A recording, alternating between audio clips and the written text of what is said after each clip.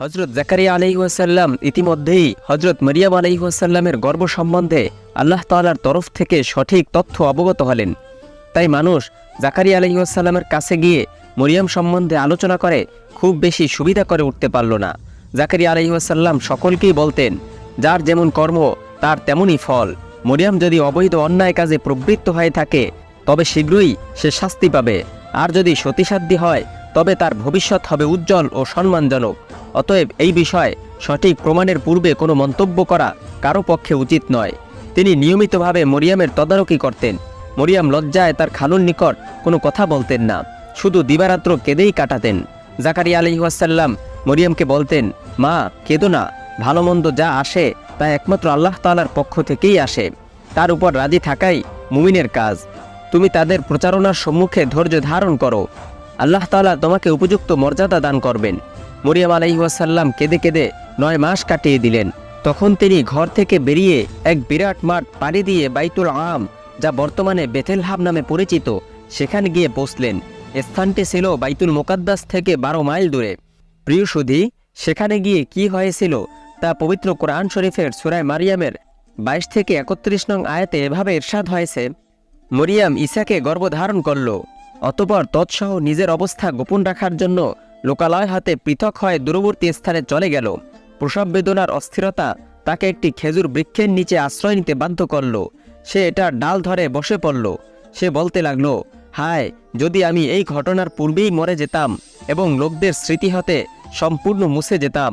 মানুষ যদি ভুলে যেত মরিয়াম নামে কেউ একজন ছিল, তাহলে কতই না ভালো হতো।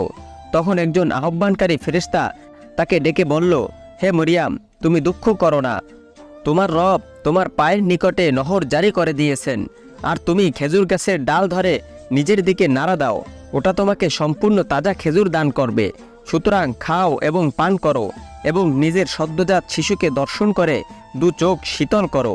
অতঃপর যদি কোনো মানুষ দেখতে পাও এবং তোমাকে জিজ্ঞাসাবাদ করতে আরম্ভ করে, তখন ইঙ্গিত দিয়ে বলে দাও, আমি দয়াময়ের উদ্দেশ্যে মৌনতা অবলম্বনের মান্যত করেছি, কাজেই আজ আমি কিছুতেই কারো সাথে কথা বলতে পারবো না।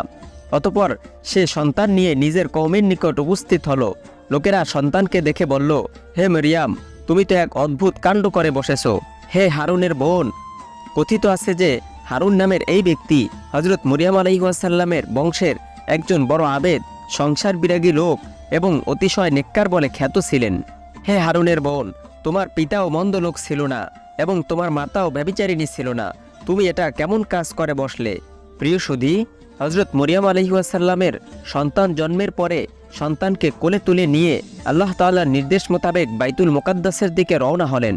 দীর্ঘ সময় পথ চলার পরে তিনি এসে সেখানে পৌঁছলেন। বনী ইসরায়েলের লোকেরা এই খবর জানতে পেয়ে মজা দেখার জন্য সেখানে ভিড় জমালো। কতক লোক মরিয়মের কাছে এসে মরিয়মের পুত্রের জন্মদাতা সম্পর্কে প্রশ্ন করল।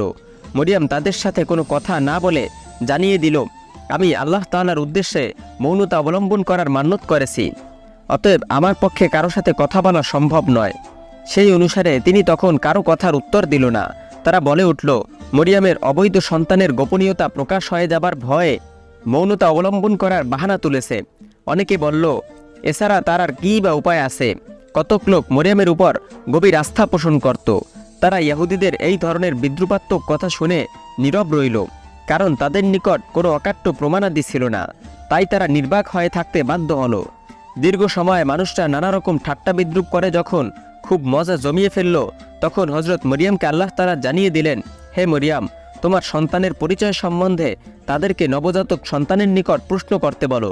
মরিয়ম আলাইহিসসালাম আল্লাহ তাআলার নির্দেশ অনুসারে সকলকে জানিয়ে দিলেন, তোমরা সন্তানের পরিচয় সম্বন্ধে তার নিকটে জিজ্ঞেস করো। একথা শুনে সকলেই অট্টহাসিতে ফেটে পড়ল। তারা বলল, এই নবজাতক কিভাবে কথা বলবে? এই নবজাতক কি কথা বলা শিখেছে যে সে আমাদের কথার জবাব দিবে? এগুলো ধোঁকাবাজি। এ ধরনের বাহানা করে আসল ঘটনা গোপন করা যাবে না। আজ হোক বা কাল সত্য ঘটনা অবশ্যই প্রকাশ পাবে। তখন তাদের মধ্যে 2-3 জন বলে উঠল, চলো আমরা গিয়ে তার সন্তানের কাছেই জিজ্ঞেস করি তার জন্ম রহস্য সম্পর্কে। মরিয়ম যদি সত্যবাদী হয় তবে হয়তোবা তার ছেলে কথা বলে উঠবে।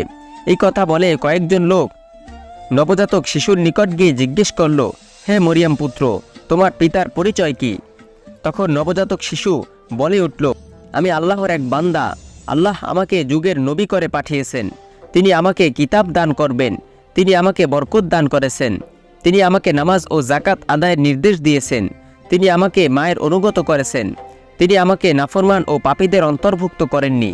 আর আমার প্রতি শান্তি যেদিন আমি জন্মগ্রহণ করেছি, যেদিন আমার মৃত্যু হবে এবং যেদিন আমি জীবিত অবস্থায় পুনরুত্থিত হব, তখন সকল মানুষ নবজাতকের মুখে এই কথাবার্তা শুনে অবাক হয়ে রইল। কিছুক্ষণ পূর্বে যেই শিশুর জন্ম হলো তার মুখে এই ধরনের বক্তব্য পেশ করা এক নজিরবিহীন হয়ে গেল। কারো মুখ থেকে আর টু শব্দটি বের হলো না। মুহূর্তের মধ্যে ঘটনাটি সর্বত্র ছড়িয়ে গেল। হাজার হাজার মানুষ এই শিশুকে দেখার জন্য জমায়েত হলো। লোকজন নবজাতকের কাছে গেলে তিনি তৌরাত কিতাব পাঠ করে জনতাকে সরিয়ে দিতে লাগলেন। মানুষের মধ্য থেকে আর কারো প্রশ্ন করার সাহস হলো না।